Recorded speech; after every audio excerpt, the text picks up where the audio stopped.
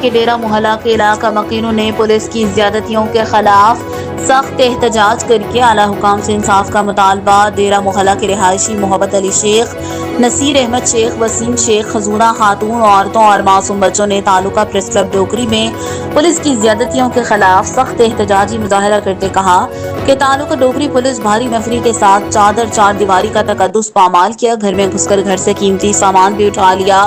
ان کا مزید کہنا تھا کہ نادر علی شیخ اور سجاد علی شیخ آئس کے عادی ہیں جن سے ہمارا کوئی تعلق نہیں۔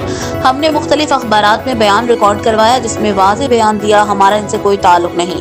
پولیس انہیں گرفتار کرنے کی بجائے بھاری نفری کے ساتھ ہمارے گھر کی چار دیواری کا تقدس پامال کر رہی ہے، گھر میں گھس کر گھر سے قیمتی سامان بھی اٹھا لیا۔ انہوں نے بالا حکام سے مطالبہ کرتے ہوئے کہا ہمارے ساتھ انصاف کیا جائے، بے گناہ چار دیواری کا تقدس پامال کرنے والے پولیس اہلکاروں کے خلاف کارروائی کر کے قیمتی سامان واپس کروایا جائے۔